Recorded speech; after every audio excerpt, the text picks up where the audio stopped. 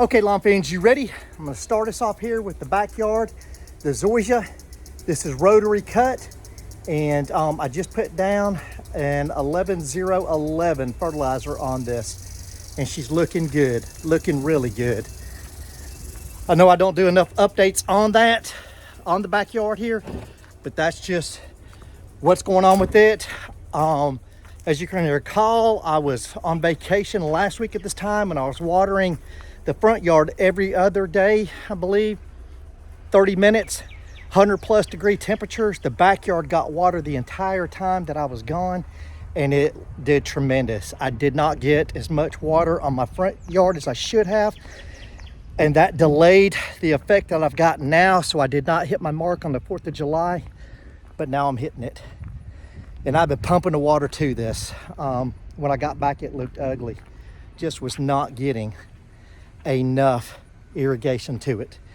100 plus degree temperatures with the heat index included took its toll. You can still see some spots like around these meters. You can see hot spots right there that are starting to heal up. This metal for sale sign right there, that had a hot spot. And then over here by the curb, this area right here, I think there's some buried treasure from builders down in those. I'm not gonna mess with them. As you guys know, my house is for sale. So it really needs a leveling done out here. She's due for a cut today, and I'm waiting for a part to come in for my California trimmer to get it cut. It's due in today, anytime now. But it needs not a leveling, it needs top dressing.